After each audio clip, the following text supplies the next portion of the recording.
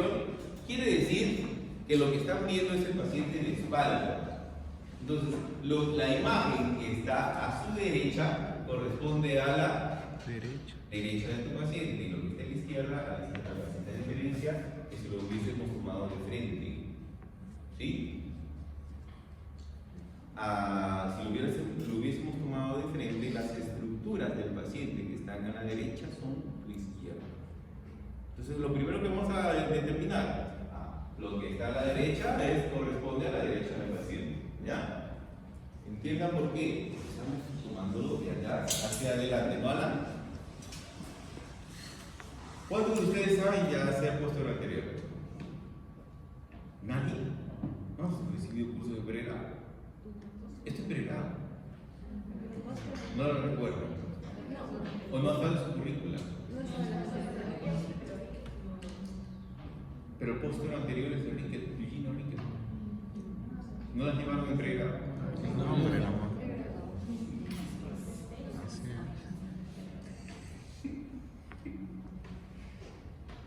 Entonces, analicemos la anatomía.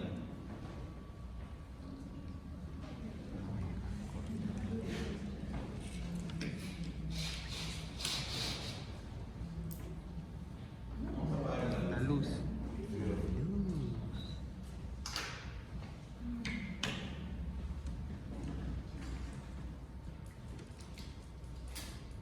¿Mejor?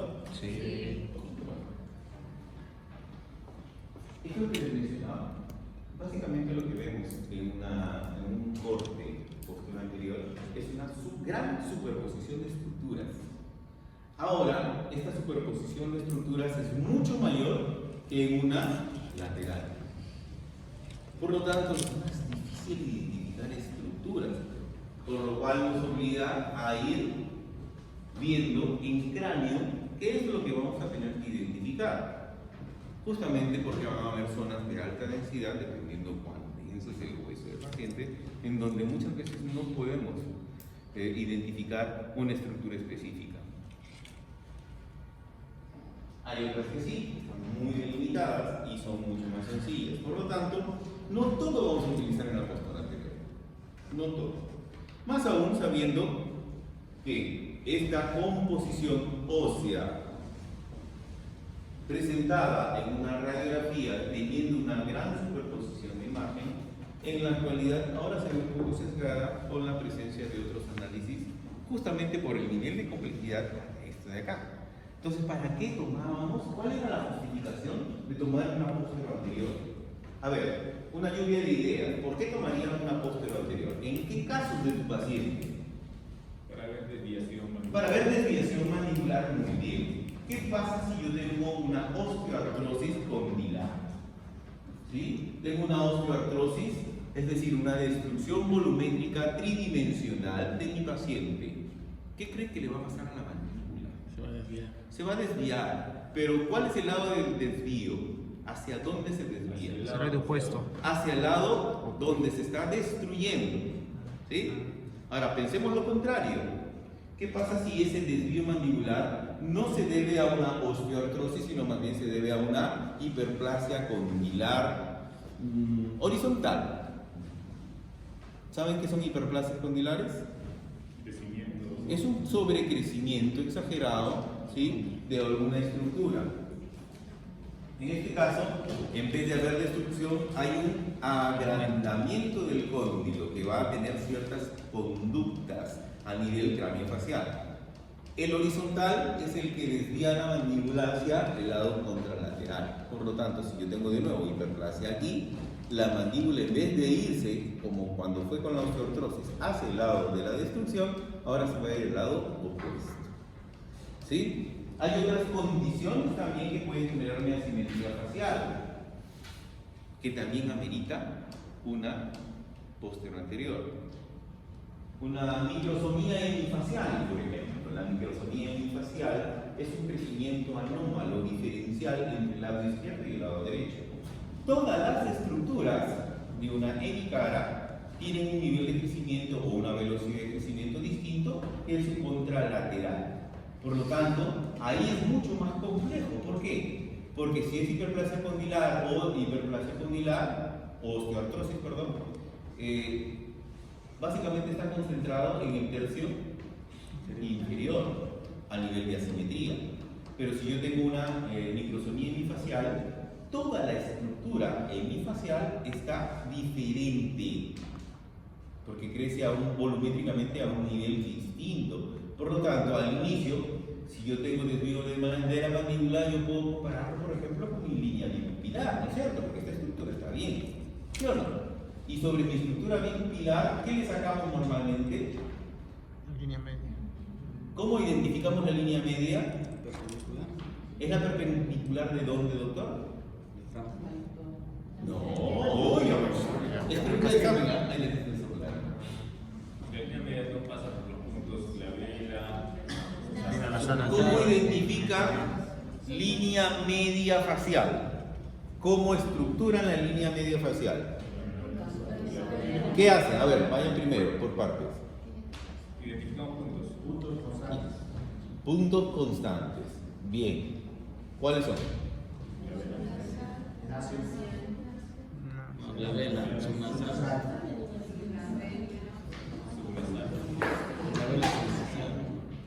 Estamos en postura anterior. A ver, ¿qué ustedes dicen? No pinta, como que no pinta. Oye, Heidi, ya pe. Chute, es blanco. Es blanco. Hay que sacar. Dice, es para pizarra negra, dice doctor. No, es recargable. Recargable, pero después no tiene tinta, pues. Es que no alcanzó el presupuesto para la tinta, doctor. Es que no alcanzó el presupuesto para la tinta, dice. Está vacío. ¿Y dónde está Tinta blanca. Esa Heidi, qué bromista. Creo que no le han puesto la tinta. Ahí está la tía. Sí. Ustedes me están diciendo glabela. Ya va una. ¿Qué más? Subnasal. Subnasal. ¿Qué más? Astomio. Nacio, dice el doctor. Subnasal, dice la doctora. ¿Qué más?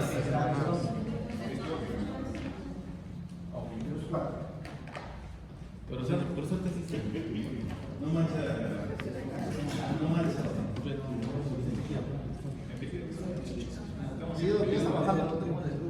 ¿Sí? A ver ahí. A ver, ya, perfecto. Ya pinta, dice. Claro, ensucia nomás la cara. Por suerte sí salió. Ya dije, ya estaba condenado para A la mano. ¿No hubo votación? Entonces me están diciendo subnasal. ¿Qué más? La vela. La vela. ¿Qué pasa? No. Mentoniano, convencional. ¿Qué más? Hagamos una gráfica sucinta. Ojos. Nariz. Ojos. Es asimétrico. Es que está hablando. Un ojo de la Tricho. Doctor está mencionando tricho.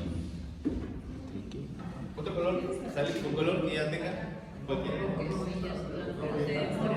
Demora. Ay, pero sí, Hola, sí. ya.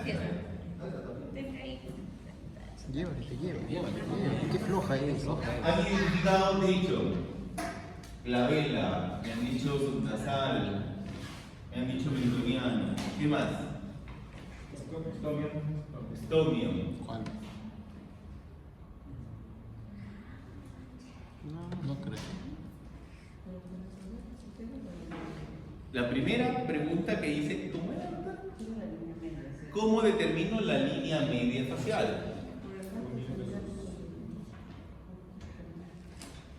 ¿Cómo determinamos línea media facial? ¿Qué realizamos? ¿Qué unimos? A ver, por allá. Alan, ¿qué unimos?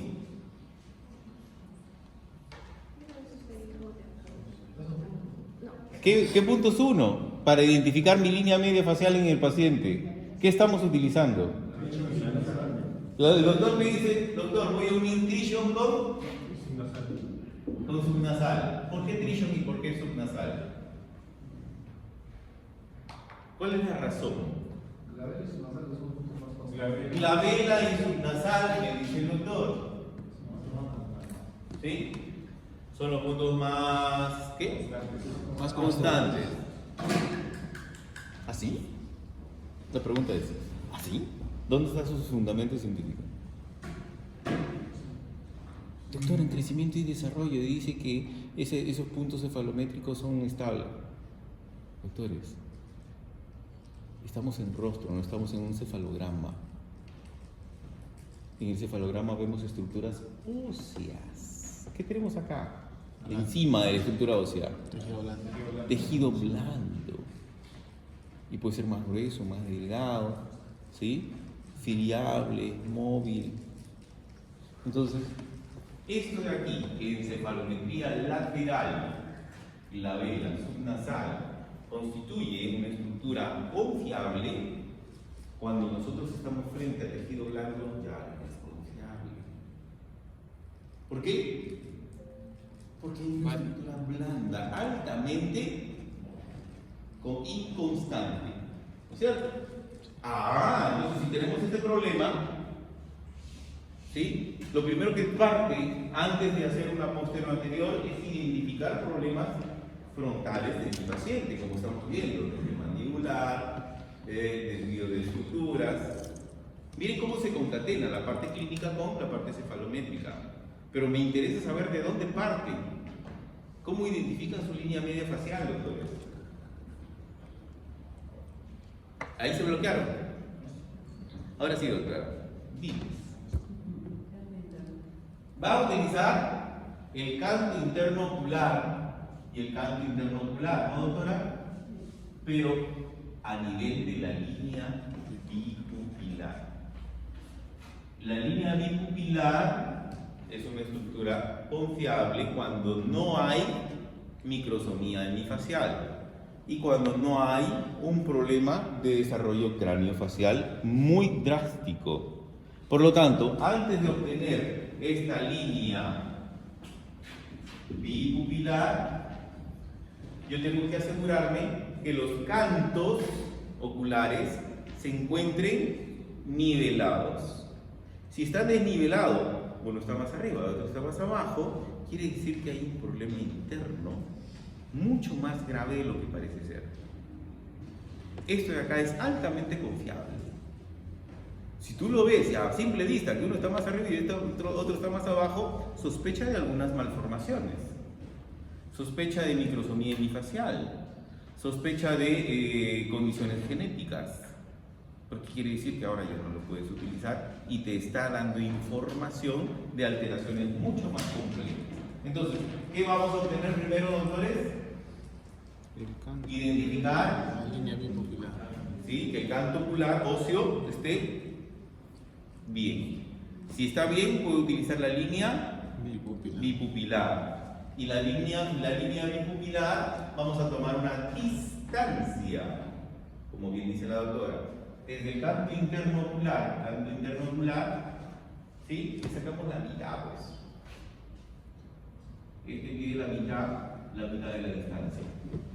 Y a partir de glabela, vamos a hacer una línea perpendicular en ángulo de 90 grados. Esa es la línea media facial que nosotros utilizamos en ortodoncia. Y entiéndase por qué. Porque si yo estoy uniendo glabela subnasal y esto está así, tu línea media facial va a estar así, en diagonal. Ya la fregaste. Si utilizo glabela filtrum, el filtro también puede estar así. Imagínense un paciente de labio fisurado. ¿Vas a tomar esa guía? No, no puedes. ¿Sí? El paciente tenía un accidente y le han hecho sutura la vista para acá. No, no puedes. ¿Sí? Doctor, estomio. Lo mismo. Doctor, mentón. ¿Qué pasa si hay osteoartrosis o si hay hiperplasia condilar? ¿La puedes tomar? No, no puedes. Entonces no son estructuras altamente confiables. Por eso nosotros identificamos primero línea media construida, línea media facial, a partir de canto ocular. cuando mi paciente cumple con la premisa de que este canto está al mismo nivel, ¿no? ¿Correcto? ¿Sí? ¿Se entiende? Doctores, a partir de esta línea media facial, nosotros identificamos estructuras. ¿Quién es el azulito? Muchas gracias. Identificamos otras estructuras. Dorso, punta, subnasal, estomio, filtro inclusive, mentón. Entonces hacemos un análisis a partir de esta línea media facial que se llama alineamiento medio facial, que no es lo mismo. El alineamiento medio facial puedes tener tus puntos desviados así. Vamos a decir que este punto está por acá y el mentón está por acá. Esto lo utilizábamos en conjunto con el cirujano maxilofacial. El maxilofacial también utiliza esta forma de evaluación de la simetría facial del paciente, justamente para poder tener un registro de qué es lo que él va a tener que movilizar cuando sometemos a un paciente a cirugía. ¿Correcto? ¿Qué va a poder controlar y qué no va a poder controlar? Hay cosas que no son controlables. Entonces, de nuevo, partimos de línea media facial, ¿no es cierto? Ya saben cómo hacerlo. A ver, repítame por favor, porque eso sí lo tienen que integrar. ¿Cómo sacamos línea media facial? ¿Qué vamos a unir? ¿Clavícula mentón? No, claro, eso lo aviento por la ventana. A partir de ahora, no quiero ver líneas medias faciales identificadas con glabela o trichum, peor todavía. El trichum es un punto que ya no se utiliza en cefalometría. ¿Por qué? Es altamente variable. ¿Sí? El trichum del doctor está acá. ¿Sí? No me vuelva a mencionar el trichum, doctor.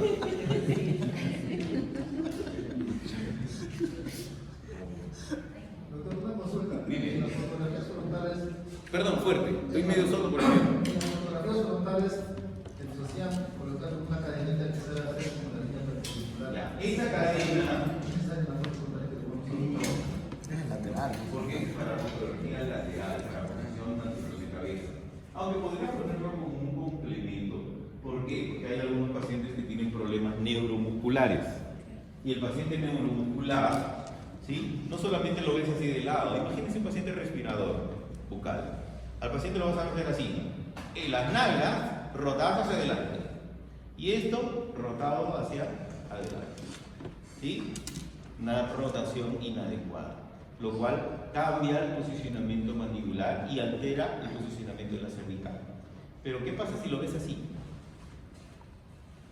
Puede estar así, cabeza compensando, un hombro más arriba y un hombro más abajo. ¿Qué necesitas? También la cadena, para tener un referente de cómo está el inicio y cómo se va cambiando la postura de este paciente durante una terapéutica con medicina física. Porque si tu paciente está así de distorsionado a nivel neuromotor, ¿qué necesitas hacer? Pasar medicina física para que pacifique todo el sistema. Porque así no puede funcionar. Pero si no es un paciente quirúrgico, ¿por qué? Porque si tú tienes esta condición de ausencia de pacificación neuromuscular, es decir, tu paciente está contracturado por todas partes, está alteradas las fases, están inflamadas. Este paciente, una vez que le hace cirugía, si estás haciendo un adelantamiento mandibular, puede volver a retroceder postquirúrgico o reposicionarte en donde no era, porque el sistema no está pacificado desde el inicio. Entonces, yo sí lo tomo con cadena, ¿ya? Como una referencia postural desde el inicio. Entonces, de nuevo, doctores, ¿cómo sacamos línea media facial? Mira, que soy cargoso con esto, ¿no? ¿Cómo sacamos línea media facial? Canto ocular. Primero nos aseguramos, doctor, que las cuencas oculares se encuentren adecuadas, ¿no? En altura. Si yo tengo esa condición, ¿qué puedo utilizar?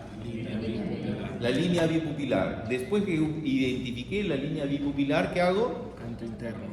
Mido la mitad del canto interno, o también puede ser de pupila a pupila y sacas la mitad, pero sale igual, salvo que tu paciente tenga problemas oculares, ¿ya? Sí puede ocurrir. Estrabismo. Línea así, no. Entonces, por lo general tomamos canto interno, ¿ya? Doctor, ¿tiene hipertelorismo o hipotelorismo? ¿Me puede servir la línea bipupilar? Sí, porque el hipertelorismo o hipotelorismo es un aumento o la disminución de la distancia intercantal. ¿Ya? Entonces ahí no tengo ningún problema. Ya, identificamos ahora la línea bipupilar. ¿Qué hago ahora? Saqué la mitad de la distancia entre canto y canto. ¿Y ahora qué hago con eso? Una perpendicular. Saco una perpendicular. ¿Ya? Desde la vela más o menos, desde esa altura saco una perpendicular. Y esta va a ser mi línea referencial para mis casos. ¿Sí? En sus diapositivas, por favor, quiero ver esto. Cuando esté la foto frontal, quiero ver la línea bipupilar y quiero ver la línea media facial. Miren que les estoy pidiendo desde ya, cuando yo evalúe un caso clínico, lo primero que les voy a pedir es la línea bipupilar en sus fotos, ¿sí? Y voy a pedir la línea media facial que se vea ahí permanentemente. ¿Por qué? Porque muchos tienen errores en simetría, ¿ya? Y a partir de esta línea bipupilar vamos a hacer balance también, identificación de balance, ¿ya? Después van a acordar. Entonces, vamos a esto. Si yo identifiqué un problema de asimetría facial, que puede ser por cóndilo o por alteración de crecimiento, esto de aquí es una indicación. Esto de aquí es una indicación. Las asimetrías. ¿Ya? Miren cómo un tema tan chiquitito se ha transformado en gigantesco. ¿No? ¿Se han dado cuenta? Entonces, yo ya sé que esa es una de las primeras posibilidades. ¿Cuál sería otra posibilidad? A ver, piensen. ¿Para qué me podría servir esto?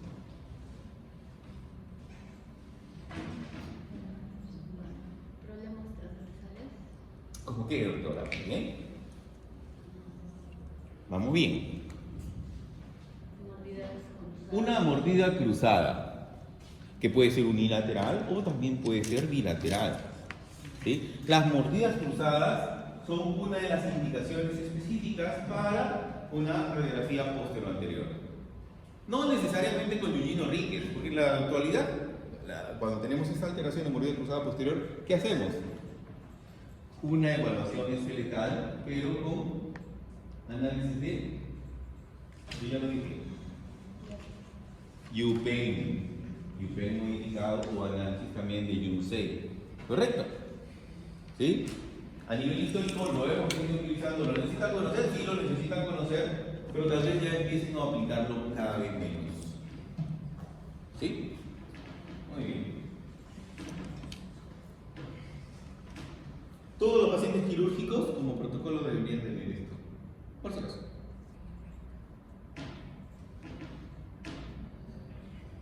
Por lo tanto, tiene que haber una indicación cuando hay una cirugía ortognática de una radiografía posterior-anterior o una tomografía, pero podemos sacar la tomografía justamente para dar una indicación inicial de cómo está viniendo mi paciente y qué alteraciones estoy diagnosticando. Miren, aquí como complemento, estrechamiento de las vías aéreas superiores, que es algo secundario al estrechamiento de la mancina, que puede generar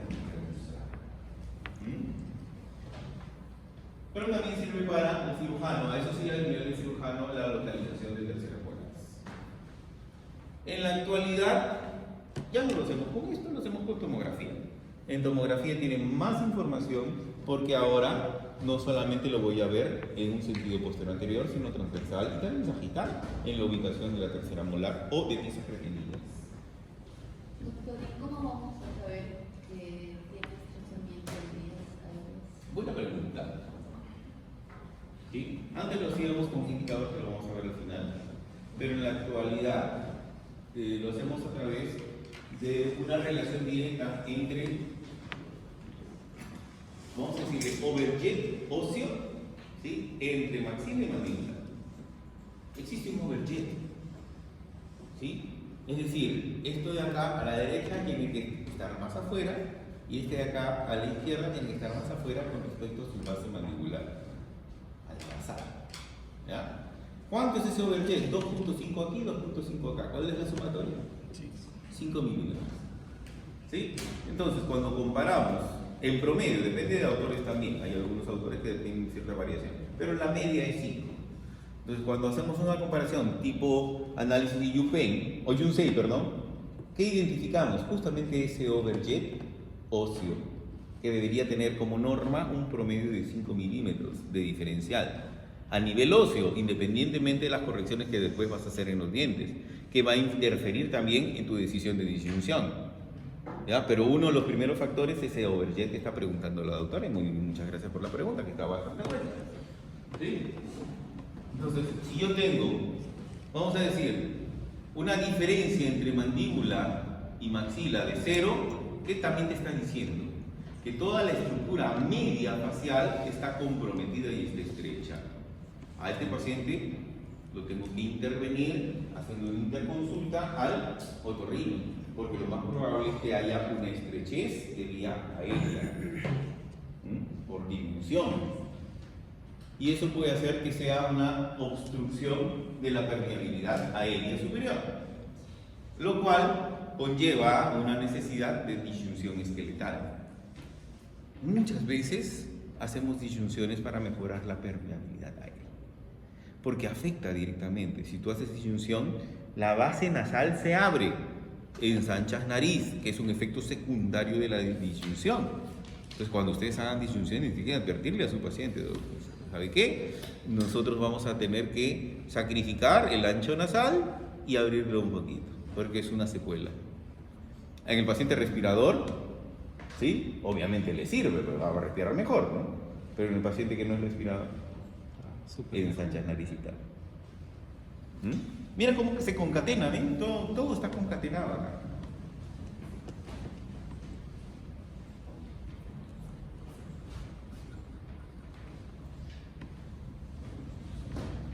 Identificaba hay algunas cosas que no me interesan. Por esto de acá, este de aquí sí. ¿Ya? Esto corresponde al proceso mastoideo. El punto 3, este tampoco no lo utilizamos en sutura coronal. Esto es de acá, sutura sagital, tampoco lo utilizamos para nuestro propósito. Hay que conocerlo nomás así como anatomía, para poder saber qué estructura es. Se los propongo ahí nada más para el conocimiento, pero no es de utilidad ortodóntica. ¿Ya? Este es el número 5, este es la sutura largoidea, que cierran venitos, ¿cierto? Y la superficie lateral del hueso cigomático malar, este sí solemos utilizar. Este sí solemos utilizar. ¿Ah? Como si tuviéramos este. La cortical externa del área de la tuberosidad del maxilar corresponde a este corte óseo. Este es el que nos interesa. Y va basado en la pregunta de la doctora. Doctor, si mi paciente no respira bien y le voy a hacer una disyunción, ¿va a afectarme en algo la proyección transversal de mi paciente, esa distancia basal, no dentaria? Estamos hablando acá siempre en hueso, ¿ya? La basal sí, pues, porque si tú le haces disyunción, ¿qué estás ampliando? Estás ampliando esta distancia, de aquí a acá. Esto no es zona alveolar, esto es zona basal. Necesitamos identificar zona basal esqueletal, porque es la que vamos a abrir con una disyunción. Esto de aquí, entonces, va a corresponder una parte va a corresponder a la zona alveolar y más arriba del alveolar a la zona basal. Cuando empieza a cambiar la curvatura ya es basal. Cuando todavía está recto es alveolar. O sea, por encima del ápice dentario todavía estamos, por debajo, perdón, estamos en zonas alveolares. Por encima estamos en zona basal. Y se le pone el corte aquí para poderlo entender esta imagen, porque esta es la que más vamos a utilizar. Hay una representación frontal y hay una representación desde atrás del paciente, a nivel izquierdo. ¿Ya? Eso también, este es el complejo malar, y aquí hay una superposición de imagen, miren. ¿Sí? Aquí hay una superposición de imagen, porque el malar tenía acá. Entonces, esta línea que se va hacia arriba la vamos a cruzar con esta de acá. Es el contorno malabar. Entonces, en donde estamos cambiando de curvatura es donde podemos identificar un punto esqueletal importante para nosotros para la identificación de problemas transversales basales. La zona alveolar básicamente nos interesa saber porque es la que podemos afectar con qué, con tratamientos expansivos. ¿Sí? Y la zona basal la podemos modificar con tratamientos expansivos alveolares. No, ¿verdad? Entonces tendríamos que utilizar otro tipo de tratamientos o terapias para poder modificar la distancia a nivel basal. ¿Qué creen que puede generar una alteración de distancia a nivel basal? Una disyunción.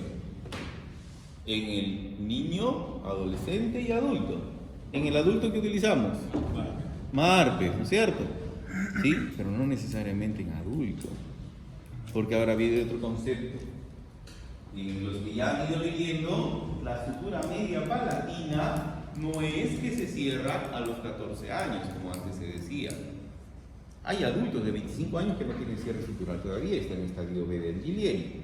También leyeron de Angelieri porque se les dije, vayan leyendo, ¿no es cierto? Angelieri es un indicador para nosotros del nivel de cierre de la sutura media palatina.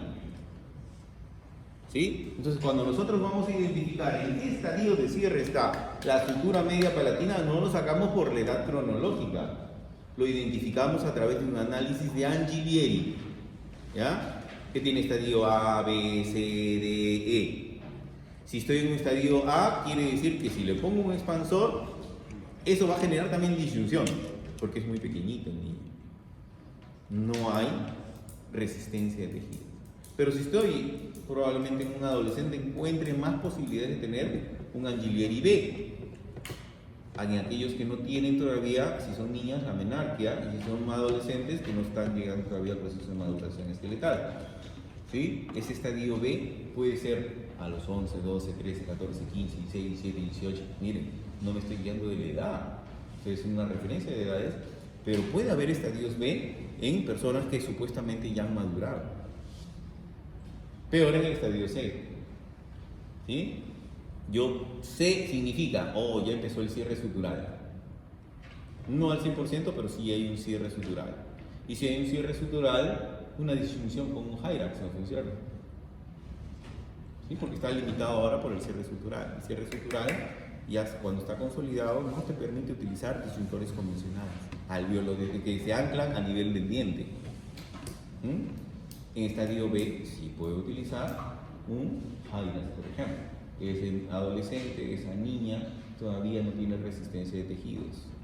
Si yo estoy en un estadio B para C o C, tengo que utilizar un sistema híbrido con anclaje cortical, probablemente, no sé, pues un marble modificado, un sistema BAME con acrílico, ¿no? Un disyuntor híbrido. Si yo estoy en un estadio C, ya no puedo utilizar un dispositivo híbrido, tengo que utilizar un MARPE. Y un MARPE significa que yo puedo encontrar en un paciente adolescente un estadio C. Entonces no siempre está normado para un adulto. O puedo tener un adulto de 25 años donde tú ya pensaste, ya se cerró, ya va a estar difícil el MARPE. Porque si hay un cierre completo, es complicado utilizar MARPE y tenemos que utilizar SARPES. SARPES es procedimiento quirúrgico. Entonces no me guío de las edades, me guío de estadios de cierre. ¿Se ubican en eso? ¿Lo entienden? Perfecto.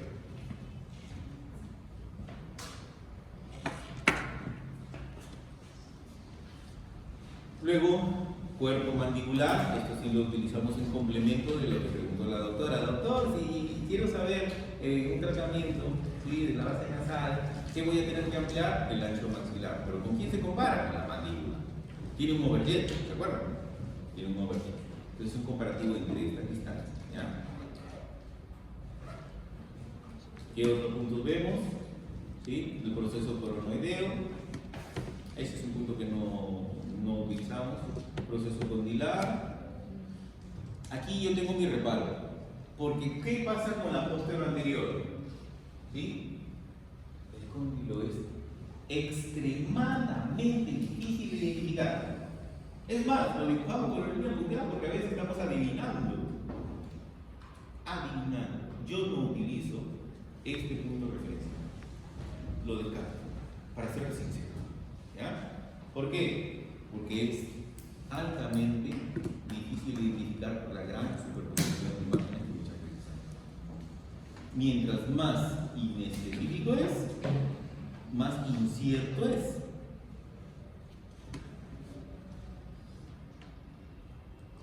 Tenemos el punto 13, la escotadura antegonial. ¿Ya? Se utiliza también, pero en menor medida. Luego es la sección transversal del arco cinemático, esto también sí lo utilizamos. Luego tenemos a la sutura frontomalar, esa sutura también la identificamos, esas son sencillas de identificar. Contorno orbital, borde superior de la parte petrosa del hueso temporal. Puramente redondo, no es utilizable para nosotros. La línea oblicua se utiliza sí, pero de manera parcial. El plano esfenoidal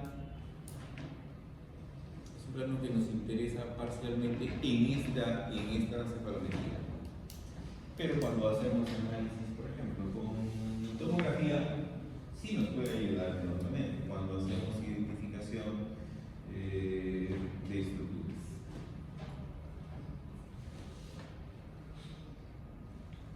Esta es la silla turca, la apófisis cristagalli. Esta también la utilizamos. Porque, a ver, si yo tengo que identificar simetría, ¿qué hacíamos allá? ¿Qué hacíamos aquí?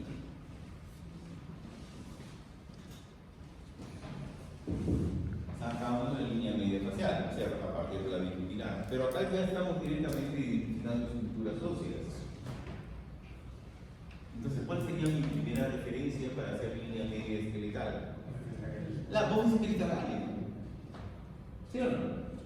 ¿Sí? ¿A qué hueso corresponde? Entonces yo me debo preguntar, ¿por qué entonces es estable? Porque cuando madura, cuando cierra, de manera temprana, si cierra de manera temprana, por lo tanto es confiable. ¿Sí? Los que tienen un proceso de cierre o de maduración más posterior son los que son más difíciles de identificarlo como confiable. Y a ver, si yo tengo que utilizar línea media, a ver, craneo un poquito porque ya lo hemos venido conversando. ¿Con quién uniría? Ya tengo un punto referencial, sí, ya saben. ¿Quién uniría?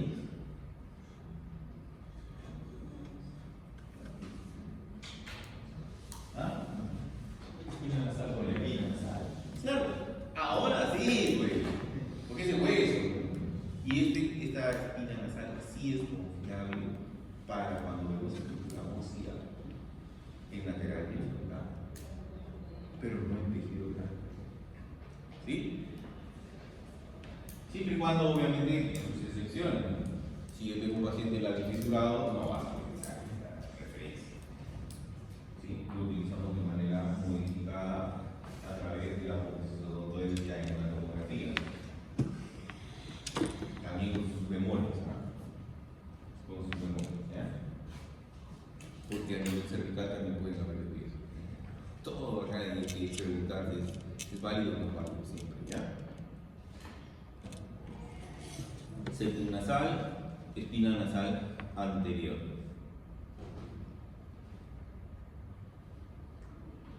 Perdón, estas son las paredes laterales, ¿ya? Piso y paredes. Esta es la cavidad nasal, lateral, y esta es la espina nasal anterior. ¿Están filmando? Nunca más lo van a volver a repasar. Sí, pues, borra fuera todos los videos, porque después no lo revisan. Siempre lo revisan. Los dientes incisivos, la verdad, yo en postura anterior creo que la superposición de imágenes hay estructuras que no las utilizaba, por ejemplo, los caninos. Porque las anteriores sí, los incisivos sí es fácil de identificar por la menor superposición de imagen. Pero a ver, miren acá, la curva y de nuestro radio de curvatura, vista de frente, como es. Visto de frente. ¿Qué dientes empiezan a superponerse en mayor cantidad? ¿Los de adelante o conforme voy yéndome más hacia atrás? Más hacia atrás. ¿Quién empieza yéndose más hacia atrás? El canino. Entonces el canino es muy difícil de identificar en una póstero anterior, salvo que esté ectópico. ¿Sí? Pero como está, si tu lente está alineado, en la superposición de imagen póstero anterior o frontal, suele ser muy complicado de identificar porque ahora tengo canino, premolar, molar. ¿Ya? Entonces, hay algunas cosas que si bien lo ponen ahí, en la práctica no es útil. En la práctica. Entonces hay que discriminar también, o sea, no vamos a ser exigentes en el momento que nosotros le enseñamos a un alumno y sabemos que esto de acá es una complejidad muy grande, ¿no? Se entiende que nosotros también hemos pasado por lo mismo. Entonces no voy a ser abusivo y decir, ¿sabe qué identifica? No, porque ya sé que es difícil. Entonces vamos a los puntos cefalométricos utilizados. Este es un estudio sucinto, porque es más grande. ¿Ya? Este es como un resumido de Steiner, un resumido de Ricketts lateral. Esto también es un resumido. No utilizamos todo. El estudio es más grande, solo que en la práctica no tiene sentido utilizar el grande. Eso es lo que utilizamos con frecuencia. ¿Ya? Con frecuencia. Entonces es el punto cigomático. Pero ahora miren, quiero que vean ustedes. ¿Qué les había dicho? Cuando ustedes ven la imagen del paciente, esta es la derecha y esta es la izquierda, ¿no es cierto? Siempre tu lado derecho va a ser el lado derecho del paciente. Siempre tu lado izquierdo va a ser el lado izquierdo del paciente. Ahora transforman en inglés, pues. Left and right. ¿Sí? Tienen un nombre. Z, cigomatic. Left, cigomatic, right. Está en inglés. Si tú intuiste eso, fácil. ¿Ya? Entonces, si yo te pongo en un examen el ZR al lado derecho, al lado contrario, perdón, quiere decir que es pregunta con trampa. Entonces tú podrías error, ¿no es cierto? Falso. Así se puede tomar un examen. Identificación de puntualidad de ciertas pautas. Y es el punto interno de la sutura cigomática, sutura frontocigomática. ¿Ya? Es esa línea oblicua chiquitita que hay.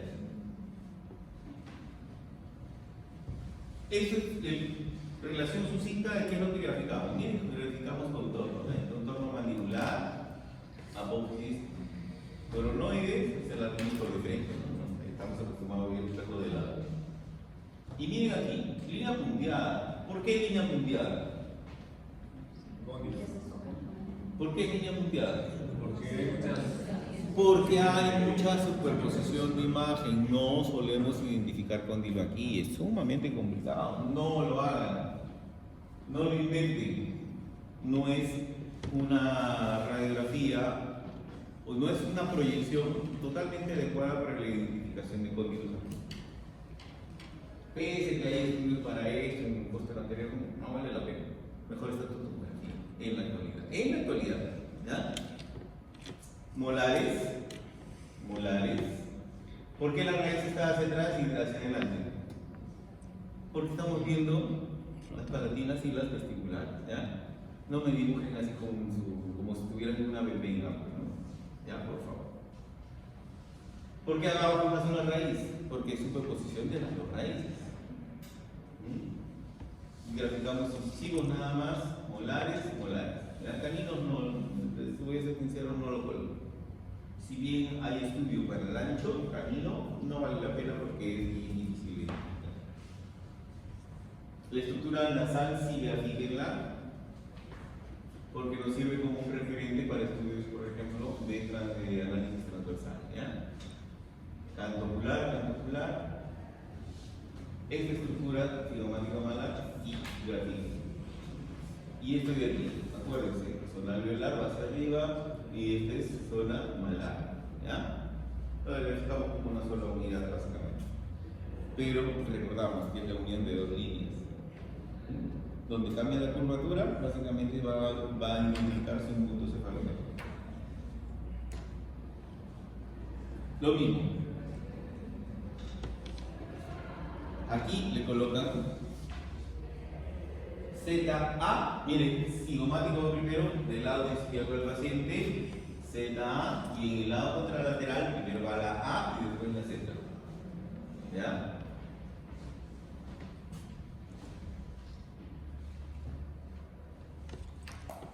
Está en inglés. Anterior nasal spine. Por eso es ANS. Y no, debería decir ENA, ¿no? ENA nasal anterior. No se llama así.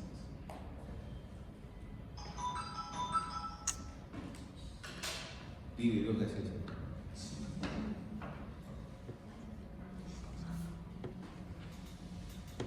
¿Por qué J? ¿Por qué J? Nos hace referencia a la mandíbula. ¿Cómo se dice mandíbula en inglés? Jaw, ¿no es cierto? Por eso es J. No, acá hay un error. Este es el punto MX. LMN, ¿ya? De maxila. Acá hay un error en la diapositiva porque este es para referirse a la mandíbula. J.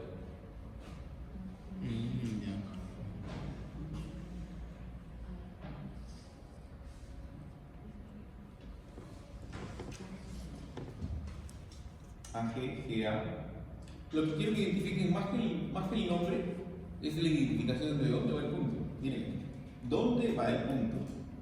Eso es lo que quiero que identifiquen. A buena cuenta, yo necesito que ustedes identifiquen dónde está el punto de medición. El punto de medición. El punto de medición, miren acá cómo va. Yo les dije, hay un contorno alveolar que se dirige hacia arriba. En la parte superior muchas veces es complicado de identificar, porque esta es una zona más anterior. ¿Sí? Y esto va aportado por la proyección del hueso malar. Entonces, cuando hay un cambio de curvatura y se empieza a horizontalizar, es ahí donde identificamos este punto maxilar. Entiéndanlo como la identificación del punto basal maxilar. ¿Ya? Olvídense de la nomenclatura. Lo que quiero es que identifiquen el punto. Si estoy marcando ese punto, ¿para qué me va a servir? Para identificar la basal maxilar. ¿Ya? ¿Para qué me va a servir?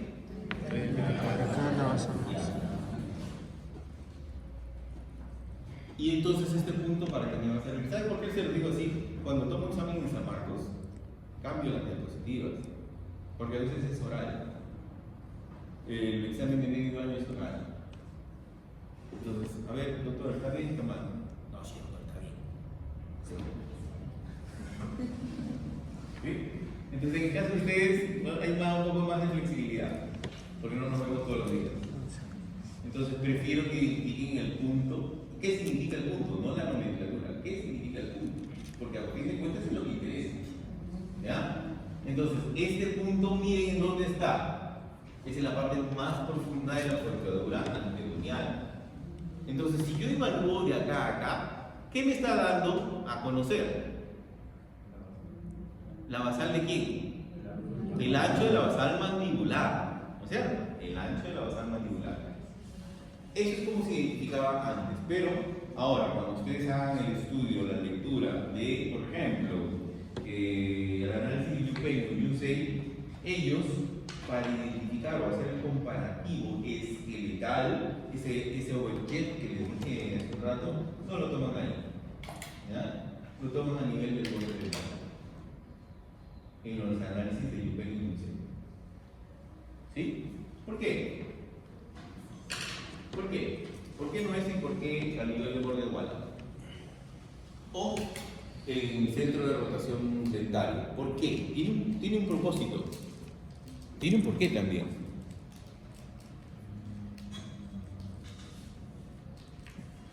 Piense. Tiene unas mediciones. Pero ¿para qué esa medición? ¿Tú lo puedes modificar? ¿Y la maxilar puedes modificarlo? Sí. Sí, puede, pero o sea, Lo puedes completamente. ese parámetro te da para Sí, pero a ver, acá, con tratamientos ortodónticos, ¿puedes modificar la ancha mandibular? No, no puedes. ¿Por qué? Ni el cirujano debe. ¿Por qué? porque está ya compensado.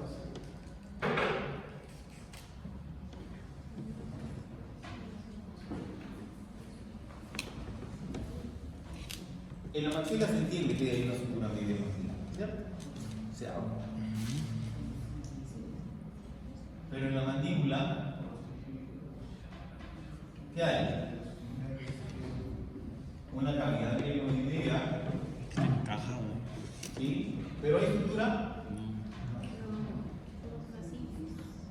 Hubo al inicio, Al mes. pero se cierra muy pronto. Y el crecimiento craneofacial de la mandíbula tiene un crecimiento arciforme, ¿no es cierto? Si lo vemos desde el cruzal, cóndilo, crecimiento arciforme, ¿cierto? Crece hacia allá. Visto desde el cruzal, visto desde frontal, quiere decir que esto se va proyectando hacia los lados, como crecimiento. Entonces, esta es contadora anterior, cuando somos más pequeñitos, tiene más o menos distancia a medida que vamos madurando. Aquí también al inicio se va ampliando, ¿no? Al inicio es más estrecho, luego se va ampliando. Pero no a expensas de una estructura media. No a expensas de una estructura media. La amplitud va de acuerdo al crecimiento en B que tiene la mandíbula. Pero también tiene un crecimiento arciforme. ¿Qué quiere decir crecimiento arciforme? ¿Se acuerdan, no? Al inicio, tu mandíbula no tiene esta configuración. Vamos a graficarlo así.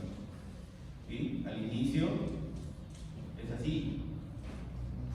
Entonces tiene un crecimiento que te permite hacer esto.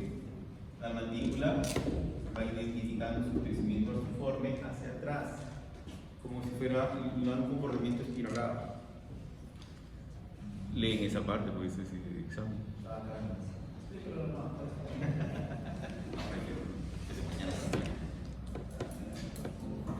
No me acuerdo si parte de pero más o menos es lo que.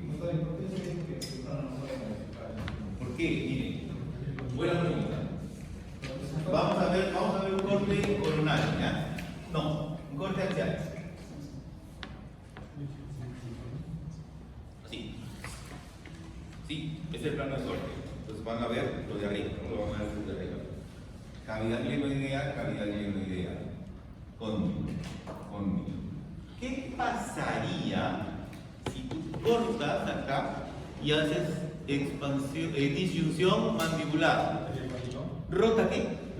Rota el cóndilo, pues doctores.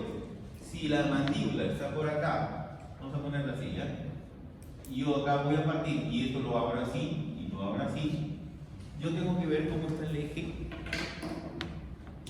del cóndilo. Los cóndilos tienen ejes entre ellos. Entonces, ¿qué pasaría si yo abro esto? La base craneal no va a cambiar, pero sí el eje de inserción del cóndilo ya no va a calzar. Por eso no podemos hacer disyunciones o modificaciones transversales mandibulares, solamente sagital. La vez pasada, una amiga que nos hemos visto, hay una vía para hacer esa distribución en ingeniería, pero usted no, usted dijo que no se hace mandibular. Expansión alveolo declaria descendiente, no es alveolo, por lo tanto no te cambia las direcciones coordinadas. No es lo mismo. Pero en el caso de la boca, supuestamente es una medida excesiva. No se hace una expansión en el No se puede. Es imposible. Y si se pudiese, no deberías hacerlo. ¿Por qué? La explicación está dada en la base craneal. En la base craneal, la cavidad glenoidea, ¿sí? No se va a modificar. Lo que modificaría teóricamente es la mandíbula, ¿no es cierto? Entonces después no te calza el cóndilo en su cavidad tiroidea, porque le has cambiado el eje, la rotación del eje. Doctor, entonces los aparatos, el aparato del Schwartz, todos, son movimientos dentro-alveolares. Sí, son movimientos dentro-alveolares. La ortopedia no está basada en los cambios transversales de mandíbula. Transversales. Transversal, pero sí sagital. El bionato, sagital. Sagital. Vertical. O sea, hay dos dimensiones que podemos modificar en mandíbula a nivel basal, que son las verticales y las sagitales, pero no la tercera dimensión, que es la transversa, a nivel esqueletal. No. Pero sí transversalmente a nivel alveolo dental. ¿Se entiende? En cambio, la maxila, ¿tiene cavidad glenoidea? No. Entonces, eso sí podemos modificarla en 3D: transversal, sagital y vertical. ¿Ven? Es interesante entonces esto. Lo que me interesa es que ustedes entiendan por qué no se debe hacer cortes en mandíbula acá y aperturarlo, ¿no? Porque a veces viene la propuesta del presidente, porque no lee. ¿Sí? Doctor, un corte acá, pues, un disyuntor. Porque he visto un disyuntor para abajo. No es un disyuntor. Parece un disyuntor, pero no es un disyuntor, es un aparato alveolo-dentario. Van a ver un dispositivo que se parece a un disyuntor, pero no tiene un propósito de disyunción mandibular, porque no es un tratamiento viable. Afecta solamente la información transversal a nivel alveolo-dental. ¿Correcto? ¿Sí? ¿Quedó claro? ¿Alguien quiere dudar? Perfecto. Punto mentoniano. ¿Lo vamos a utilizar? Sí, porque si tú sabes identificar tu línea media esquelética y tú estás con un problema de simetría, de asimetría, este punto me va a interesar, porque yo tengo que saber cuánto está desviado respecto a su línea media facial, ¿no? Doctor, en el caso que el paciente tenga solamente desviación mandibular por una posición de las molares, O un contacto premandibular. Ya, pero eso no es un desvío mandibular real. Lo que hacemos, por ejemplo, a veces nos toca así, en la parte diagnóstica, viene un paciente, vamos a ponerle edad, un paciente de 21 años, un número arbitrario, pero quiere decir que es un paciente adulto.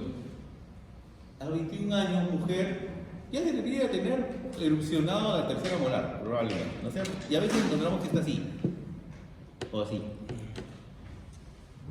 ¿Sí? ¿No es cierto? Imagínense un paciente clase 3 con desvío mandibular. ¿Qué le haces? Tú dices, uy, a lo mejor hiperplasia condylar, ¿no? O a lo mejor osteoartrosis, ¿no es cierto? Tiene mordida cruzada anterior. Espérate, tu evaluación tiene protocolo. Primero que identificamos a todos los pacientes que tienen patrón esquelético clase 2, maloclusión clase 2, patrón esquelético clase 3, maloclusión clase 3, a todo paciente con desvío mandibular, a todo paciente con asimetría facial o asimetría alveolo-dentaria, lo tienes que llevar a céntrica tentativa. Haces una reprogramación tentativa y lo llevas a una céntrica tentativa. ¿Qué nos llevamos sorpresas muchas veces? Esa mordida cruzada anterior y esa mordida con desvío mandibular a derecha o izquierda no es real. Es un punto de contacto prematuro muchas veces generado por tercera molar. Le sacamos tercera molar y ya clase 1, ya no es clase 3 con desvío mandibular. Entonces, todo paciente con esas características, ¿qué le vamos a meter, doctores? Céntrica. A una céntrica. Muy bien. Lo llevamos a céntrica. Y su registro tiene que ser en MIC y en céntrica. Pedimos 2 registros ahí cuando vemos esas características. ¿Cuándo les voy a pedir céntrica y MIC? ¿Fotográfico? Cuando tengan MIC. Un paciente con desvío. ¿Qué otra condición? Asimetría facial. Mordida cruzada anterior. ¿Qué otra condición? Clase 2. ¿Qué otra condición? Clase 3. Clase 3. ¿Qué otra condición? Patrón esquelético 2, patrón esquelético 3. Y la última, grandes asimetrías. ¿Sí? Miren cómo ahora van aprendiendo, van madurando los escribieron y ahora se les está dando muchísima información. Así son las especialidades. Al principio poquito y después nos vamos alimentando de poquito, ¿no? Con información, para que no se abrumen, pues si no, pues la diga de beneficio. Doctor, no es difícil. Vamos madurando el conocimiento. Este es el punto A1. Nos hace referencia aquí al punto ubicado a la cresta ósea intervertebral. En radiografía lateral tiene un nombre. Punto Ah, no me acuerdo. Cuando vemos un incisivo, ¿cierto? Acá hay un cachito de hueso. Acá está el punto A, espina nasal anterior, ¿cierto? Este punto de acá tiene nombre. Y cuando estamos en el incisivo inferior, Es del USP, ¿no? este de acá, Infradental. este es infradental. Supradental. Y este de acá, Supradental. este es. ¿Ya? Visto solamente de frente. No es entonces diente. El A1 no es diente, es hueso.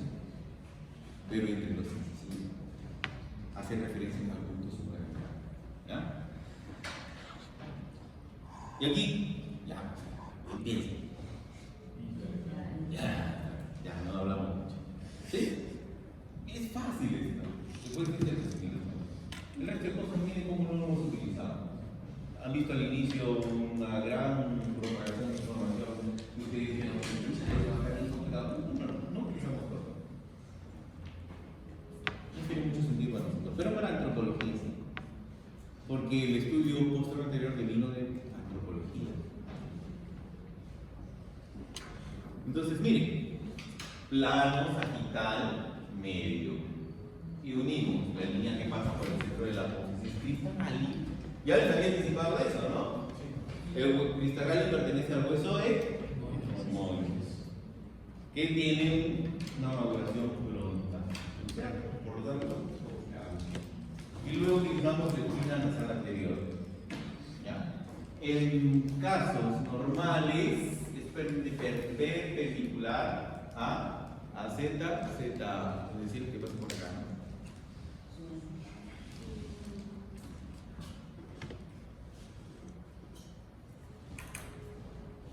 Y luego vamos a unir el punto basal maxilar, olvídense de la nomenclatura, lo que quiero es que identifiquen la línea de dónde a dónde va. El punto basal maxilar con el punto basal mandibular. Díganlo. Lo que quiero es que identifican qué es, qué significa. ¿Sí? Entonces, nos está dando la referencia de un overjet óseo, pero acá no es idéntico. Aquí lo vamos a tener que referir con otra línea para saber con ángulo cuánto de overjet tenemos.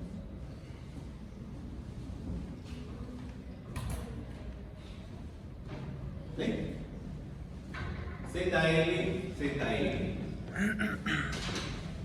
Entonces, el plano facial frontal, denominado también una línea maxilomandibular frontal, referencia para la localización de la dentadura con respecto a los maxilares. Muy buena cuenta lo que voy a utilizar es esto. ¿Cuál es la utilidad? Saber más o menos cómo se comporta el overjet, para que lo entiendan de esa manera. No es un término específico para nosotros, no solemos decir overjet esquelético, pero es una forma como la ustedes dicen, imagínense que es overjet esqueletal, pero en vez de ver milímetros, ¿sí? Con respecto a arriba y abajo, en una línea vertical, ahora vamos a utilizar ángulos. ¿Sí? La medida es angular. Plano oclusal en las molares, para serles sincero, es difícil de sacar este también, así que yo no lo utilizo mucho. La línea Z, no, es la no Z, perdón, es la que está en amarillo, ¿ya? Lo que está en amarillo. Es la unión de ZL con ZL. Vamos a ver medidas de interpretación. Miren cómo es cortito. Esto lo vamos a utilizar. Más nada. ¿Ya? Estos puntos, el resumido utilizamos esto. ¿Ya?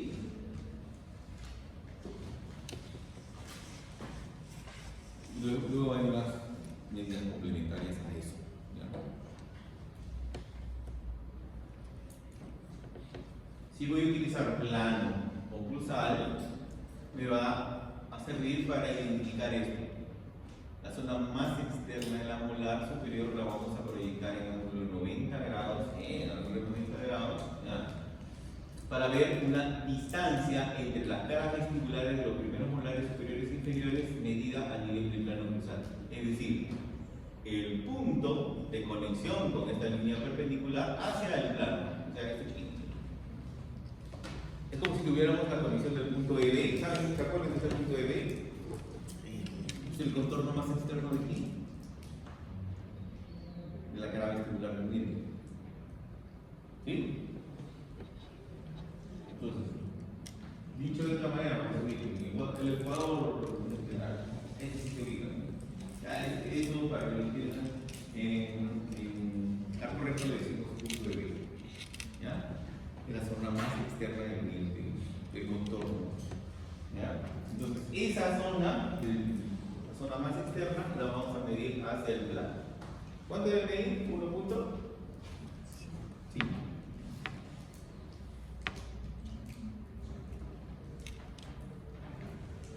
Luego medimos el ancho intermolar, esa misma línea, pero ahora proyectada hacia abajo, ¿sí?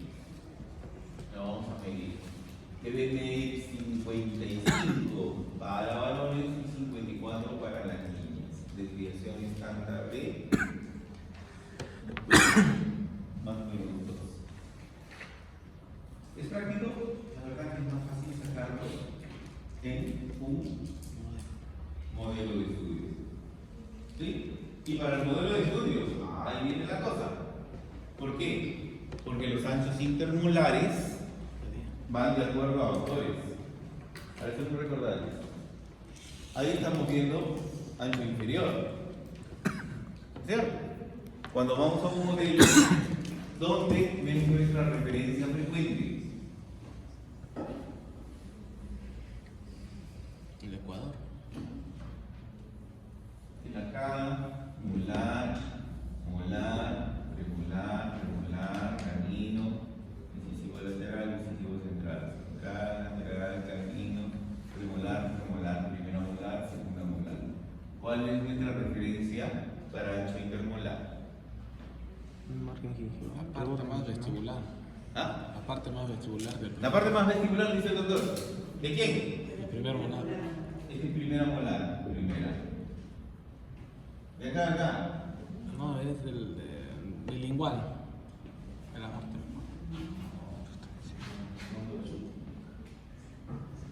De acá a acá, dice el doctor. Sí. ¿Y la maxila? Tú sí. No, sí, no. ¿La maxila?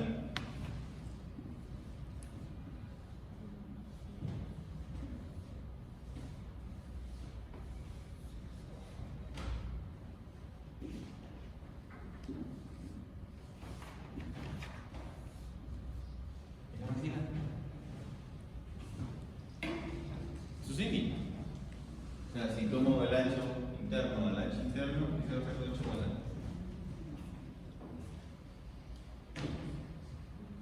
Subasta, subasta. ¿Quién da más? Hable pues sumarios acá, no solo un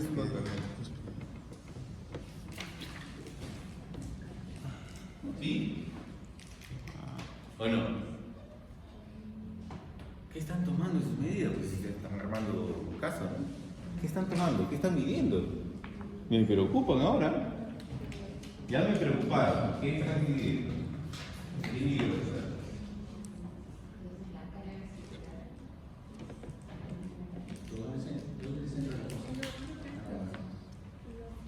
Es de la fosa central. Fosa central, me dice el doctor. ¿Arriba o abajo? O en los dos.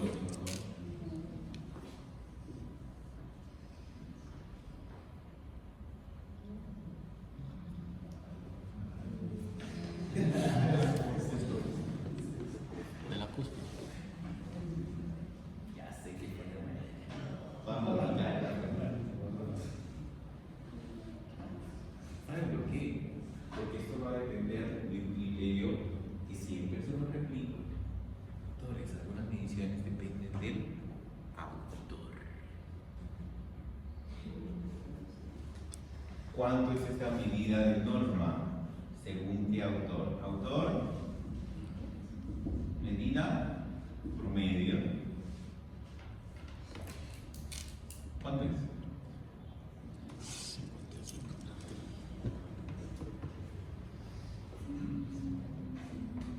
¿Este qué autor es? ¿Este qué autor es? ¿Y cuánto es su valor de norma? ¿Cuánto es su valor de norma? O sea, su medida. Ah, no leí. 55. A ver, en rojo, ¿a qué autor pertenece? 50. Ah, ya. Lo vamos a dejar ahí.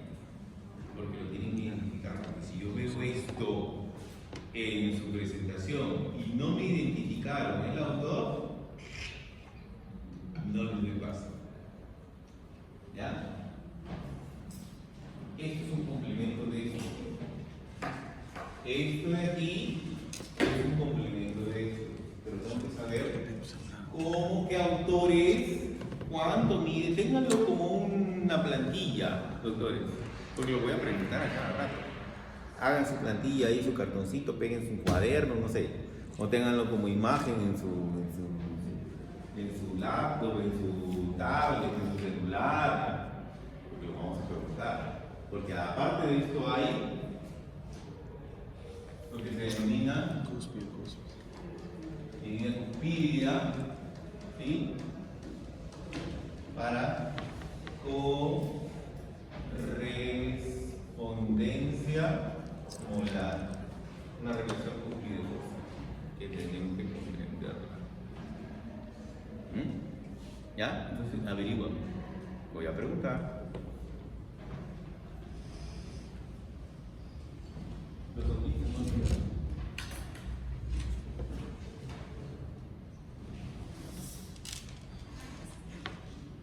Ancho intercanino. Ya les tengo mi reparo con los caninos, así que esto lo pasamos. ¿Ya? Si quieren dar un screenshot, pero nunca le voy a preguntar esto. Yo por lo menos. Esto sí. Línea media dentaria. Línea media dentaria. Pero, acá hay una salvedad, es la distancia entre la línea media dentaria superior e inferior. Describe la coincidencia o no de las líneas medias dentarias y varía con intensidad. Entonces, la línea roja, tal vez un poco confusa, la línea roja la voy a describir, representa a la línea dentaria inferior. ¿Sí? Y la línea verde representa a la línea dentaria superior. Por lo tanto, es la medida de la distancia. Esto de acá no conviene. ¿Ya?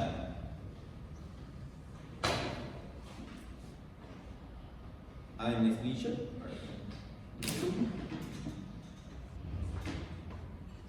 Campo 2, las relaciones maxilomandibulares. Haciendo calor, ¿no? Estoy empezando, ¿no? La próxima ya no traigo frío, ¿eh? O en la noche se frío. Ah,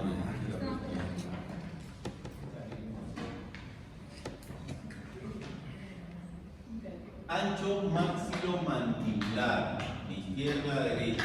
Esta es una medida lineal. ¿Qué estamos midiendo? El punto ZR y la zona basal. Mandíbula. Esto representa el ancho de la base. ¿Sí? Para que lo tengan como referencia. Al ancho de nuestra base craneal. ¿Ya? Para esta cefalometría. No debería ser así, porque en realidad nos dice más o menos el ancho de la cara. Pero para que más o menos haga su referencia, ¿ya? Entonces vamos a unir el ancho de nuestra toma basal, arriba en el cráneo, con su basal mandibular. Entonces eso nos representa básicamente todo el ancho de la cara. Si yo tengo todo este ancho de cara, lo voy a comparar ahora con la maxila, porque nos está dando referencia también a quién. ¿Cuánto se separa la mandíbula en la cara respecto a su maxila? De manera indirecta lo dice. ¿Cuándo debe ser la medida? Es una medida lineal, es decir, le sacas un ángulo de 90 grados y mides la línea desde el punto basal esqueletal, del punto basal maxilar a la línea de referencia. ¿Ya? Entonces, esta medida en ángulo de 90 grados debe medir 10. A la edad de los 8 años y medio, tiene una desviación estándar de 1.5. Pero va cambiando en el tiempo. Va cambiando en el tiempo. Mejorar la definition, más. 10 a los 8, 11 a los 13, 12 a los 18.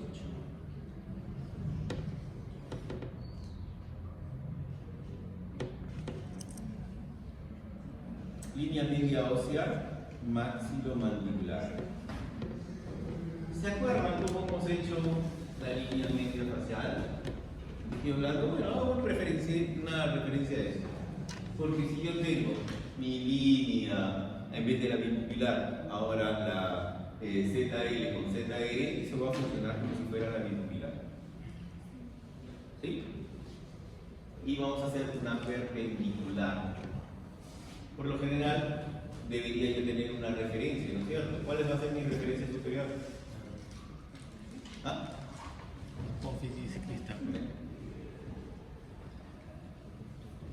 Pues ahí es. La línea perpendicular sirve para comparar estructuras esqueletales. ¿Ya? Ángulo formado entre un plano. Sobre eso vamos a proyectar la espina nasal y mandíbula. ¿Para qué? Para que me dé una referencia a la simetría de esta zona. Perdón, de esta zona. Tercio inferior.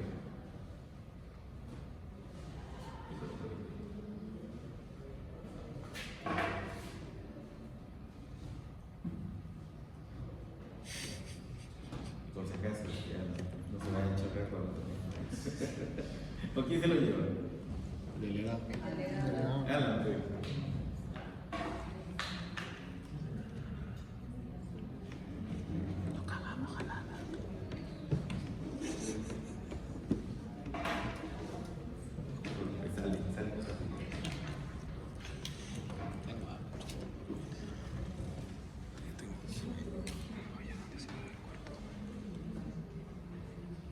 Resumen. Campo 3, dentro esqueletal. Ahora vamos a hacer una medición lineal entre la unión del ancho maxilar y el ancho mandibular. ¿Sí? Formamos una línea y la distancia de proyección del ancho molar, o sea, de la parte más externa de la molar hacia arriba, ahí vamos a delimitar ese cruce con el plano de oclusión, vamos a medir. ¿Cuánto debe medir? 6.3 para un niño, las medidas normales de 8 años a los 8 años y medio, más una desviación estándar de 1.7. ¿Es práctico?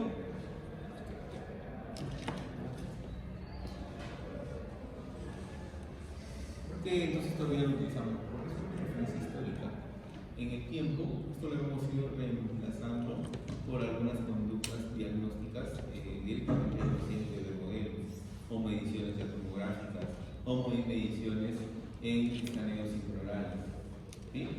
Entonces, lo que quiero saber que entiendan es que la tecnología poco a poco ha ido desplazando algunas cosas que hacíamos antes y ahora ya las utilizamos, pero lo tenemos que conocer solamente de manera histórica. La línea media dentaria o línea media ósea maxilomandibular. Primero ubicamos las estructuras maxilares y mandibulares en su punto de identificación basal y eso lo vamos a comparar con el diente. Debería coincidir, ¿no es cierto? Maxilomandibular solamente de este tercio, ¿ya? De estos dos tercios. Si el paciente es simétrico, debería estar en 0. Si tuviese la línea media facial esquelética, ¿sí? La línea ósea maxilomandibular, que es la facial esquelética, la línea media esquelética, ¿no? También debería estar en 0, ¿ya? Luego inclinación del plano de inclusión. Esto sí nos puede servir, ¿ya? Especialmente cuando hay hiperplasia condilar. Cuando hay hiperplasia condilar vertical, no horizontal, vertical, se genera un canteo estructural de la base mandibular. Entonces, cuando hay canteo estructural, si yo estoy en proceso de crecimiento, ¿sí? Vamos a decir, vamos a poner acá, tengo 10 años y empieza a haber un sobrecrecimiento del cóndilo. Las hiperplasias condilares por lo general se desarrollan cuando tú cesaste de crecer o cuando estás casi cesando de crecer. Ahí es donde por lo general se manifiesta, ¿ya? Pero vamos a poner un niño como ejemplo a los 10 años porque necesito que entiendan esta dinámica. Esto empieza a crecer más grande. Imagínense que no es hiperplasia, es un sobrecrecimiento nada más, pero en sentido vertical. ¿Cómo va a estar la mandíbula? Sí, ¿no es cierto, doctora? Sí. Acá tengo oclusión porque esa es la zona donde está creciendo normal y esto está más sobrecrecido. Acá hay contacto dental y acá te abría. Habla fuerte. Desoclusión. Desoclusión, ¿sí? Una mordida abierta posterior. Porque esta velocidad de crecimiento vertical en el paciente está siendo mayor que en el otro lado. Entonces, cuando tenemos un paciente en crecimiento, podemos observar esa característica en el canteo, una desoclusión posterior, una mordida abierta posterior y también parcialmente anterior, que después se va a modificar. Si esta inclinación de la mandíbula se mantiene, va a haber una sobreerupción dentaria, ¿sí? Y la zona alveolar va a empezar a entrar en contacto, manteniendo el canteo. Entonces, si tú observas un canteo aquí, una justificación está en esta toma. Podrías evaluar a nivel de la mesa oclusal para ver si también está canteada.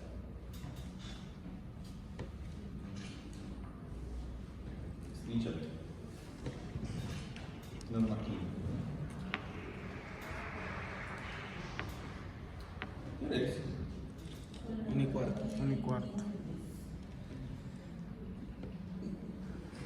Simetría postural. Postural quiere decir que cuando tú le hiciste la pregunta, todos los pacientes que tienen contacto, ¿sí? Me está indicando cómo se está relacionando el paciente en su evolución. No me está diciendo si es un paciente con problema esquelético o no. Está diciendo la postura del paciente cuando ocluye.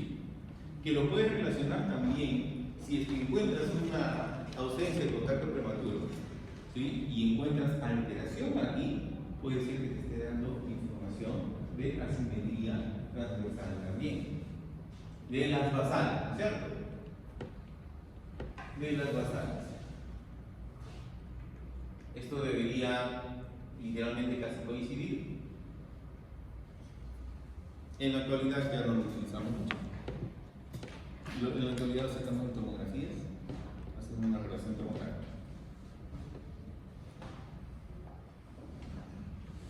Cuando la doctora me preguntó, digo, doctor, ¿y cómo se ve el ancho nasal? ¿Sí? Hay estudios también aquí para anchos nasales. A la edad de 8 años, el ancho nasal debería ser 25 milímetros. Cuando yo voy a hacer una disyunción y tengo una radiografía posterior o tengo una tomografía, yo les recomiendo utilizar esta medida. ¿Por qué? Y es una forma de cómo tener también precaución profesional. Si tú no le has avisado al paciente que va a haber cambios a nivel de las alas, el paciente te puede demandar. Entonces, tú le tienes que explicar con estas radiografías cuánto va a ser la posibilidad de la amplitud que vas a generar en el paciente. Entonces, le muestro una imagen mía acá, tengo 25 milímetros, yo, de acuerdo a la cantidad de difusión que haga, esto lo voy a tener que ampliar. ¿Te sirve directamente e indirectamente? Sí, porque vamos a tener mayor ancho entre los contornos laterales nasales. ¿Y eso qué te va a decir? Que yo voy a poder respirar ahora mucho mejor. O sea, es conveniente para los pacientes con respiración bucal. Pero tiene que ser una cuantificación al inicio y al final. Porque muchas veces trabajamos con otorrinos. El otorrino te manda a ti al paciente y te está solicitando, ¿sabes qué? Necesito un aumento de la permeabilidad aérea. Hola. Ay, muchas gracias. Ya ves, ellos quieren cariño. Te lo quiero. En la noche, ¿qué pasa? Para no traiga, para todos que traiga. Para todos, Todo eso. Ya. Qué mal. Qué feo es corazón. Vamos a vivir. Escucha. Ya, vámonos, se acabó. Es en la noche, doctor, de nosotros. Doctor, mañana no también. Mañana va a salir. Correcto, correcto. Nosotros es el broche de oro. Entonces, por si acaso, hagan esa medida. Ya, cuando tengan tomografía, porque en la primera vez utilizamos tomografía, le voy a ser sincero, no mandamos a tomar ya una muestra de lo sacamos de la tomografía. Hagan siempre esta tomografía cuando vamos a hacer el tomografía. Para saber cuánto ampliamos. Porque la otra posibilidad de una disminución está que no sea exitosa. Porque puede ocurrir, por si acaso.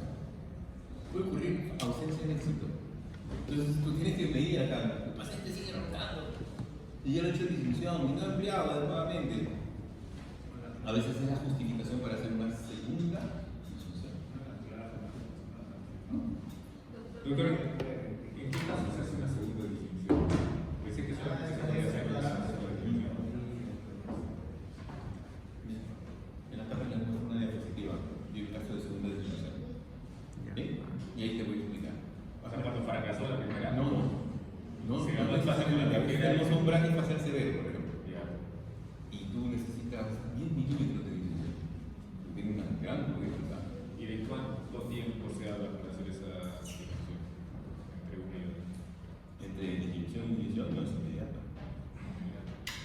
Tú lo puedes esperar porque, a ver, dentro de los primeros 3 meses, donde aperturaste, se forma, ¿qué cosa? Un tejido osteoide. Lo que o sea, más demora un paciente grave que tiene ese Pero el doctor preguntando, ¿cuándo debe ser una segunda disminución? Cuando la distancia de corrección es bien amplia, por ejemplo, 10 centímetros. O esperas a que madure y lo vuelves quirúrgico. Doctor, Vas a hacer entonces una disminución. termina la activación de la primera fase que me va a activar. ¿Cuánto es el digamos, tornillo? 7 ¿Cuánto es la dimensión máxima del tornillo? milímetros. No, 14. No, 13. 11. ¿Quién da más? Pero con 13 milímetros de disyuntor no consigues 13 milímetros de disminución. Consigues mucho menos. ¿Por qué? Considera doctor la necesidad. Hay necesidad de dentaria, pero el genital. Doctor, pero mi pregunta era, termino de hacer la activación del tornillo normal y automáticamente hago de nuevo otra impresión y tomo otros modelos para crear un nuevo Highlights. Quiero que entiendan por fácil para que lo puedan entender. ¿Por qué y el por qué? Y el por qué debes hacerlo. Es tu pregunta.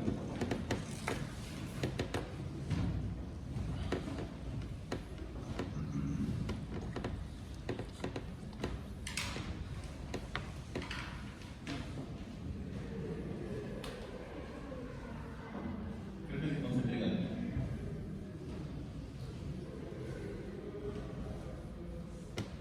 ¿sí? ¿Qué me interesa a mí? En una distinción. Hacer ampliación de quién? De la base. De la base De la base. maxilar, ¿no es cierto? Exacto. ¿Sí? Me interesa que esta distancia, vamos a poner un número arbitrario, por ejemplo, es 55. ¿Sí? Y yo debería llevarlo a 60, según mis mediciones. ¿Sí? Mi propósito es llevarlo a 65, ¿ya? 65, para que se entienda. Es la distancia que yo necesito para corregir la movilidad cruzada esqueletal. Entonces, ¿qué tengo que hacer? Doctor, ¿qué tienes que hacer? Ponerle un Es un Highlights, un disyuntor. puntor.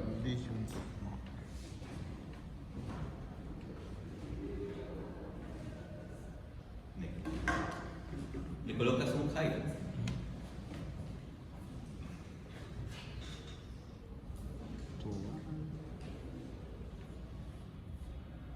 Este Huygens tiene una fuerza externa transversal, ¿cierto? Se abre así. Sí. ¿Cuándo? ¿Sí? Sí. Así se abre. Pero espérate, ¿cómo se abre eso? Ya estás pensando, ya está craneando. Muy bien. ¿Cómo se apertura? En principio yo tengo que saber dónde se está anclando. En las muelas. Se ancla en las muelas. No se está anclando a basal. Por lo tanto, la forma de cómo se apertura en este sentido es totalmente distinta cuando tienes un anclaje esqueletal a cuando tienes un anclaje alveolo-dentario. Pero también hay que pensar en otra cosa. Este hueso, así como los dientes, ¿sí?, tienen un centro de resistencia. Está más arriba. ¿Sí? Está más arriba. ¿Cuánto más arriba? Eso me lo van a leer. Me lo van a identificar, pero lo voy a preguntar. ¿Dónde está el centro de resistencia maxilar? A nivel de un tratamiento transverso. ¿Ya? Está más arriba. Entonces, ¿qué tengo? Una gran distancia desde la zona de aplicación de fuerza y mi centro de resistencia de rotación.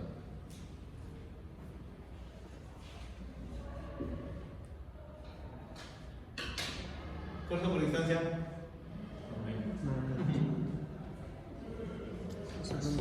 ¿Cómo traducimos en un momento? Está leyendo, está leyendo. Con el profesor Luciano lo para chancando. Es lo único que aprendí.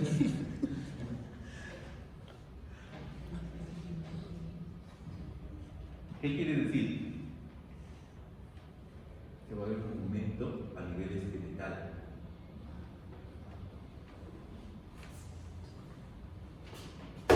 Esta estructura media palatina, por tanto, desde el centro de resistencia se va a venir así, En B. en forma piramidal.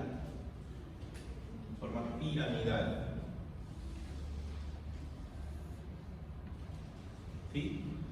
Pero esta distancia de donde se abre no es la misma que conforme tú te vas acercando al centro de resistencia. Por lo tanto, estos 13 milímetros no son efectivos, pues. No son efectivos. Se abre mucho menos. Entonces, si yo necesito 10 milímetros y yo he abierto un tornillo de 13, ¿se va a abrir? 10 milímetros, no, se abre menos. Y es la justificación para volver a aperturar. Pero ni aún así, porque si yo utilizo un anclaje cortical, ¿sí?, un sistema híbrido, por ejemplo, porque sigue siendo una adolescente, una niña, un sistema híbrido, ¿ya? Aún así está lejos de quién. Es más eficiente, sí, es más eficiente, pero sigue siendo este movimiento. En esta vista, porque en vista oclusal es otra, ¿ya? Sigue siendo así, pero con mayor eficiencia, se abre más, ¿sí? Y aún así necesitaría yo utilizar una segunda disyunción, porque sé que hay una lejanía desde el centro de resistencia a la zona donde está actuando el dispositivo. O sea, esto es como el anclaje cortical, es como si lo hubieran reducido por acá. Ahora la zona de aplicación de fuerzas, pero sigue estando lejos, pues, del bimaxila. ¿Me entienden? Entonces, tampoco no se abre al 100% con tornillos si yo lo anclo con tornillos. Doctor, pero mi pregunta ¿es al instante hago el cambio? Oh, sí, es el instante, no lo puedes dejar ni un solo día. Ah, eso. ¿Por qué? Vamos a complementar tu pregunta, muy buena por cierto. ¿Por qué tiene que ser al instante, según el doctor? A ver, pensemos. Miren esa imagen. ¿Por qué recidivaría? Piensen. Hable. Porque no hay un tejido sólido, consolidado entre las estructuras. Por el centro de resistencia, que va a ser fuerte. A tratar de juntar. Piensen en quién se opone.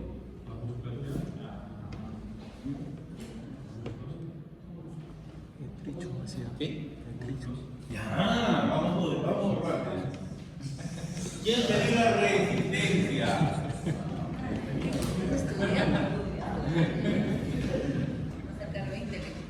Transversal. ¿Quién se opone al movimiento transversal? El doctor dice, Los músculos. ¿qué cosa? Los músculos, el bucinador. ¿Qué más? ¿Qué más? ¿Solo lo busco?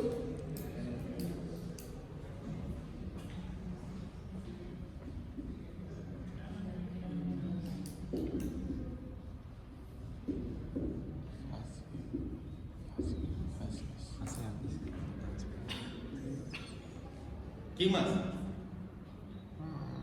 ¿Nadie más? ¿Qué?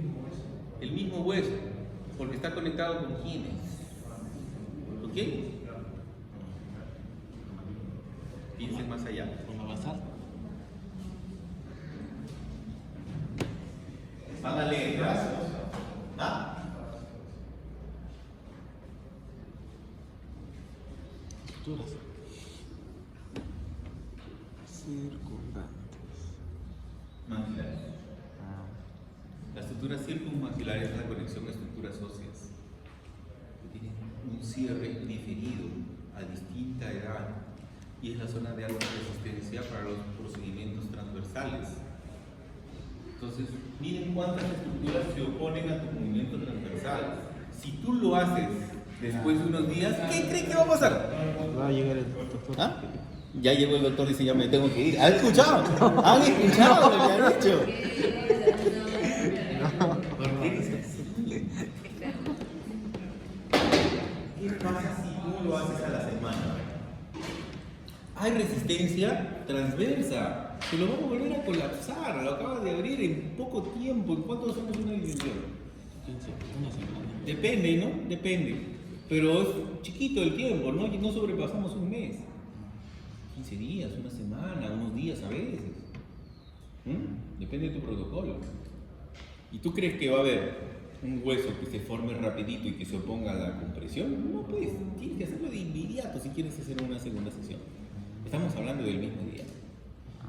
Entonces tienes que tener la certeza de que retiras aparato, disyuntor, tomas impresión si es que estás en un híbrido e inmediatamente hay que pasar al laboratorio. Lo presionas, no compadre, acá, delante mío lo haces. O lo haces tú. Cosa que no debe pasar un tiempo enorme. Ahorita nada más. Ese mismo día tienes que conectarlo porque sabes que tienes una sutura circunmaxilar y tejidos anexos que te van a comprimir de nuevo. ¿Sí? ¿Me entiendes? Miren cuánta información han sacado hoy día. Quiero el examen. Pero del examen dice. No. Altura nasal, es importante también tener esta medida para los procedimientos transversales. Haz un screenshot, 44.5, la media a los 9 años. Medida de ancho maxilar, ya se los dije. ¿Sí? ¿Cuánto es la media? 62. Oh, entonces si yo tengo 55, esto es por debajo, tengo que hacer disyunción. ¿Sí? Pero no basta con saber esa medida maxilar, sino tengo que saber cuánto necesita de overhead con respecto a la mandíbula. Porque ¿qué pasa si la medida mandibular es más ancha que su medida normal de la maxila? Todavía no voy a tener overhead. ¿Sí? No me basta con el ancho maxilar. También tengo que saber la referencia del ancho mandibular, 75 milímetros en esa zona de medida. Doctor, ¿y solo se aumenta hasta los 18 años o hasta qué edad tendríamos que aumentar? La respuesta está en hasta cuándo, ¿sí? Yo termino de modificar hueso. ¿Cuándo termina mi crecimiento estatural? ¿O cuándo terminan de crecer las estructuras? ¿Cuándo? No, ¿Ah? estructura media maxilar. La estructura media maxilar va a depender de aquí, su crecimiento. Es el que te da crecimiento transverso, ¿no? Aparte de las modificaciones secundarias en la moneda palatina por remodelado. O crecimiento óseo per se. Hasta que edad. El nombre es 22. Doctor, los mismos conceptos que son para este Hyrax son igual para la ortopedia. ¿Para qué? Para un paciente de ortopedia, un bionato, digamos, que no. Sí. Solo que a temprana edad no tomamos radiografías así a discreción, bueno. Nos limitamos por la radiación que vamos a generar. Por lo tanto, cuando hacemos ortopedia, solamente tomamos panorámica y hacemos una proyección de lo que necesitamos de manera clínica.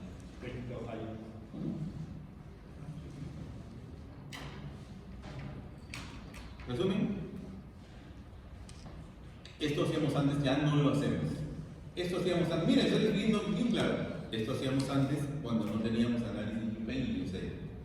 Hacíamos esto, ¿ya? Sacábamos una tabla de valor de discrepancia maxilomandibular y calculábamos en referencia a esa tabla para generar cuántos milímetros de disyunción íbamos a necesitar. En la actualidad ya no lo utilicen, por favor. Eso es realmente una cuestión histórica, para que sepan que antes lo hacíamos de esta manera. Sacábamos la relación de ángulo orbicular mandibular, tenía una proporción de acuerdo a edad, ¿sí? Y lo ampliábamos de acuerdo a cuántos milímetros nos decía. Doctor, entonces usted hace algo clínico de la parte de los cefalopatías que mencionó ¿Cómo? se tiene que ver profesionalmente. A ver, estructuralidad. Usted hace los estudios diagnóstico a base de cefalopatía Y en la actualidad. más interdimensional. Es que para hacer análisis de Yusei se utiliza tomografía, ya no se utiliza. Es que en la actualidad, para hacer Yusei y Yupen, sacamos fotografía, lo sacamos desde la fotografía. Porque ¿qué es lo que pasa aquí? Si yo quiero sacar Yupen y Yusei, esos análisis estaban basados a una radiografía que tiene más. Eso. ¿En la tomografía hay magnificación? No. Es más sensato. Por eso utilizamos un pelo Yusei modificado. ¿Por qué Yupen modificado, doctor? Porque el Yupen normal solamente me dice basal, pero no dice cómo va a ser la dinámica dentaria y cómo va a ser esa necesidad para seguir ampliando más en la mancilla. ¿Qué pasa si yo tengo los dientes inferiores así? ¿Sí? Y voy a tener una necesidad de ampliarlo transversalmente. ¿Qué pasa si arriba, aparte de la compresión maxilar, tengo los dientes así? Los necesito vestibularizar. Yupen modificado te dice cuánto vas a necesitar hacer esto y cuánto necesitas hacer correspondencia molar. Por lo tanto, las inclinaciones molares también te dan una necesidad de disyunción. Poquito, tal vez 5 milímetros más, pero a ver, si 5 milímetros ya te queda corto, ¿no? Entonces, en la actualidad, Yupen modificado, ¿ya? Esa es la razón, porque dependemos también no solamente de la basal, sino de las inclinaciones de torque de la cara. ¿Correcto? Muy bien, van a leer. Yupen y Yusei. Lo necesitan leer, por si acaso, ¿ya? Ahí nos quedamos. Ahí termina la clase de posterior. Y el repaso